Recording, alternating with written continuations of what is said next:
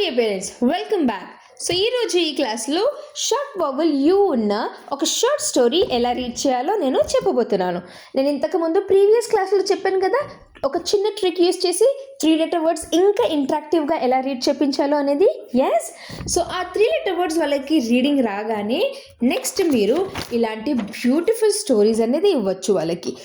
ఇలా బ్యూటిఫుల్ స్టోరీస్తో ఏంటంటే వాళ్ళు ఏ షార్ట్ వవల్ వర్డ్స్ అయితే రీడ్ చేశారో అవి ఇందులో ఐడెంటిఫై చేసి రీడింగ్ అనేది ఈజీగా అవుతుంది వాళ్ళకి. Okay, let's read. ఇది ఎలా రీడ్ చేయాలో చెప్తాను ఇప్పుడు. అ బ అ గ బగ్, అ బగ్. నెక్స్ట్ వన్ ట అ గ టగ్, ఈస్ అ బ a g bug. Tug is a bug.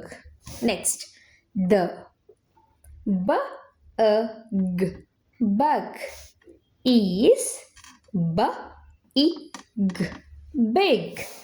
The bug is big. చూసారా ఎంత ఈజీగా ఉందో షార్ట్ స్టోరీ రీడ్ చేయడం. సో వాళ్ళ పిల్లలు ఏంటంటే వాళ్ళు షార్ట్ స్టోరీ రీడ్ చేసేటప్పుడు ఓ నేను ఈ వర్డ్ చదివాను, ఓ నేను షార్ట్ వవల్ యూ వర్డ్స్ చదివాను అనేది వాళ్ళు రిమైండ్ చేసుకొని ఆ సౌండ్స్ని బ్లెండ్ చేస్తూ ఈజీగా రీడ్ చేసేస్తారు. సో పేరెంట్స్, ఛానల్ని ఫాలో అయితే మీకు అన్ని వీడియోస్ అనేది వస్తాయి.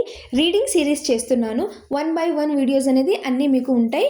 మీరు ఈజీగా ఫాలో అయిపోయి ఇంట్లో పిల్లల్ని రీడింగ్ అనేది హెల్ప్ చేయొచ్చు. Like and share. Thank you.